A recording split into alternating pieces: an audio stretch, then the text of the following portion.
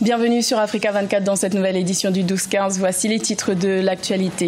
Marie-Josée Ifoko est de nouveau en lice pour l'élection présidentielle du 23 décembre 2018 en République démocratique du Congo. Après le rejet de son dossier de candidature par la CENI, la Cour constitutionnelle a finalement estimé qu'elle était éligible. Retour sur la conférence de haut niveau axée sur le bassin de la région du lac Tchad. Les organisations internationales ont tiré la sonnette d'alarme face à la menace de Boko Haram qui a déjà contraint près de 11 millions de personnes à dépendre de l'aide humanitaire.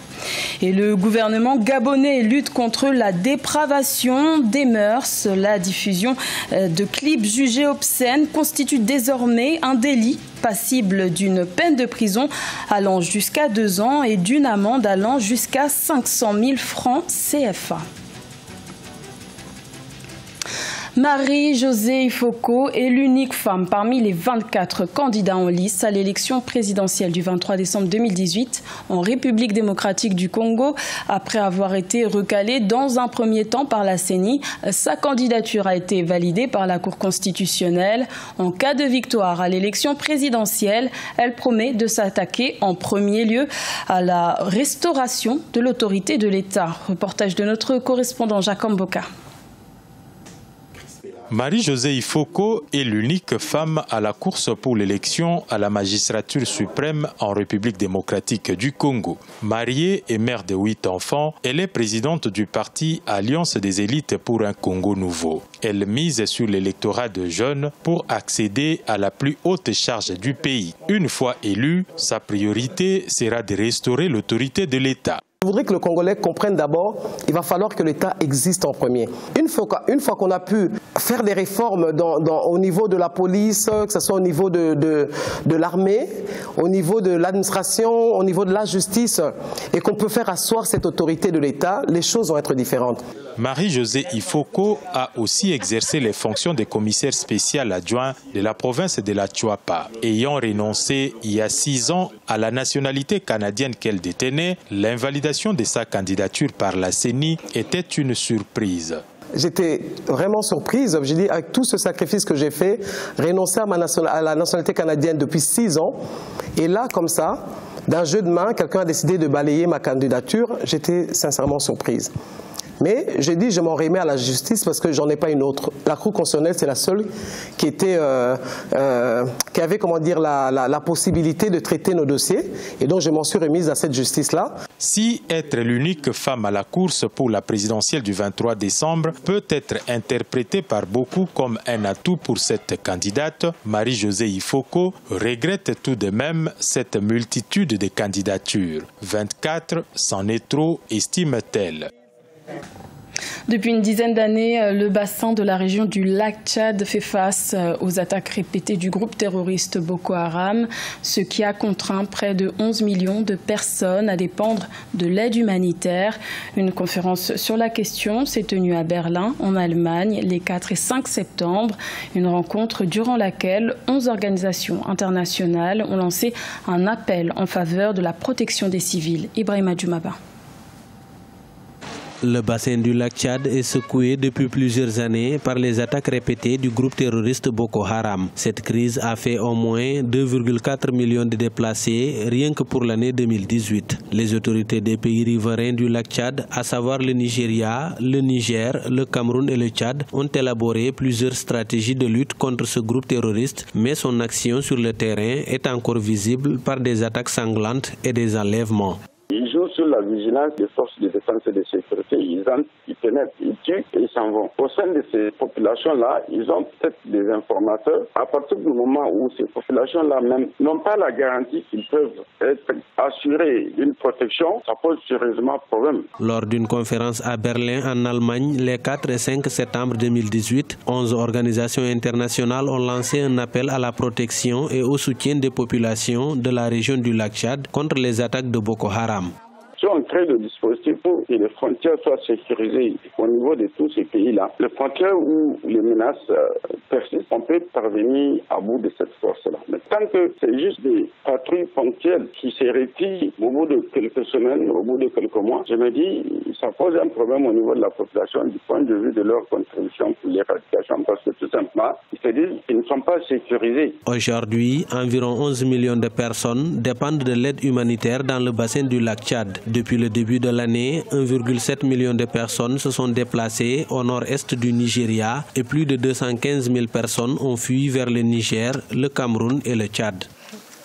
Le gouvernement ghanéen a annoncé vouloir émettre un century bond de 50 milliards de dollars pour financer ses projets de développement.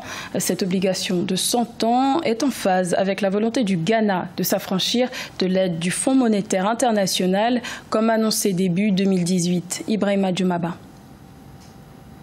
Pour financer ces grands projets d'infrastructure et de développement industriel, le gouvernement ghanéen envisage d'émettre un century bond de 50 milliards de dollars. L'annonce a été faite par un communiqué de la présidence de la République. Le Ghana, en empruntant ce montant très important sur le marché, c'est une bonne chose, mais reste à voir les conditions de taux de l'emprunt. Les conditions, est-ce que c'est des conditions à taux fixe, à taux variable? Est-ce que ça varie en fonction du temps? Quels sont les projets d'infrastructure et de développement durable que le Ghana veut financer avec cet emprunt? L'émission de cette obligation de 100 ans devrait permettre à l'État ghanéen de se passer notamment de l'aide du Fonds monétaire international. Le président Nana Akufo-Addo a invité plusieurs partenaires dont la Chine à souscrire à cette obligation souveraine.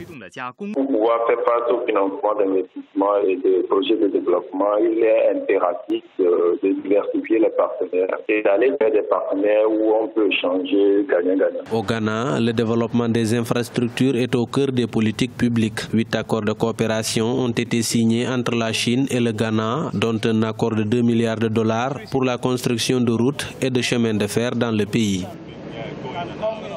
Au Sénégal, le gouvernement a adopté le 6 juin 2018 un projet de loi portant code des communications électroniques. Mais l'article 27 de ce projet inquiète les acteurs du secteur. Ceux-ci dénoncent une menace des libertés numériques.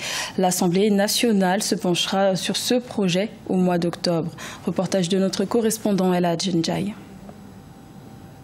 Blogueurs, journalistes et activistes sénégalais ont fortement décrié le projet de loi sur le code des communications électroniques adopté le 6 juin 2018 en Conseil des ministres. Pour cause, le texte prévoit en son article 27 une disposition qui permettra de réguler l'accès aux applications de téléphonie par Internet. C'est une atteinte aux libertés individuelles, c'est une atteinte au droit à l'information, également à la liberté d'expression pour tous les citoyens. On peut aujourd'hui également, pour des raisons politiques, se cacher derrière cet alibi-là pour pouvoir faire comme au Mali, couper Internet pendant les jours d'élection, empêcher que les gens ne parlent des résultats, ne publient des résultats directement sortis des urnes à l'heure de la fermeture des bureaux de vote. L'Assemblée nationale doit statuer dessus d'ici mi-octobre sur le sujet. Avec ce dernier alinéa de l'article 27 du Code des communications électroniques, l'autorité de régulation et les fournisseurs d'accès auront une mainmise sur le fonctionnement des réseaux sociaux comme WhatsApp, Skype, Messenger ou encore Twitter. Nous, ce que nous souhaitons, c'est justement que ce dernier alinéa-là, nous ne demandons pas le retrait de la loi pure et simple, mais le retrait de ce dernier alinéa-là. L'article 27 en soi, sur tous ces autres alinéas, sont acceptables, sont bons. Le problème, c'est le dernier alinéa, les deux dernières phrases, qui est carrément un alinéa liberticide, si on peut dire ainsi. Selon les autorités sénégalaises, les 266 articles que comporte le projet de loi répondent à plusieurs besoins, notamment celui concernant la protection de la vie privée des utilisateurs et la consécration de la neutralité du net. Le gouvernement gabonais monte au créneau contre les clips jugés obscènes. Ils sont désormais interdits. Leur diffusion dans les médias publics et privés sont passibles d'une peine de prison allant jusqu'à 2 ans et d'une amende allant jusqu'à 500 000 francs CFA. Adidjatou Badawi. Plusieurs chansons et mises en scène des stars gabonaises et étrangères à caractère luxurieux ont été sanctionnées par le ministère gabonais de la Communication. Les médias du pays ont été interpellés sur le respect de l'enfance et des valeurs traditionnelles africaines. En effet, tous les médias qui ne s'y conformeront pas seront passibles d'une peine d'emprisonnement allant de 2 mois à 2 ans et d'une amende comprise entre 24 000 et 500 000 francs CFA. Depuis quelques mois, certains médias diffusent des émissions de télé-réalité et des contenus musicaux qui heurtent la sensibilité, notamment des plus jeunes. La stricte observation du respect de la protection de l'enfance et de l'adolescence doit être de rigueur. L'atteinte aux bonnes mœurs est un délit puni par le code pénal. Alors que le ministère gabonais de la Communication n'a pas cité une chanson à l'origine, lors de sa mise en garde, certains mélomanes gabonais y voient quelques titres qui suscitent l'engouement des jeunes. À l'exemple du titre « Bébé on rentre » de Kéro Oscar, dont le message véhiculé est le repos après un verre de bière. Aussi, le titre Chizambengue de Chandel, qui a un discours à l'endroit d'une maîtresse et aux épouses jalouses. Des clips que certains sociologues perçoivent comme un facteur de dépravation des mœurs. Donc, de mon point de vue, ça permet à la société gabonaise de se construire un modèle de vie qui fait de l'obscénité un tabou, tel que les sociétés africaines l'ont toujours été. La musique n'est pas uniquement un art pour distraire, c'est aussi un moyen par lequel on passe pour éduquer. Toutefois, les artistes musiciens justifient leurs œuvres comme une peinture de la réalité quotidienne. Selon certains observateurs, les musiques populaires sont les plus suivies et mimées par les jeunes. Ce journal a été réalisé par l'ensemble de la rédaction. Merci de votre fidélité. L'information continue sur Africa 24.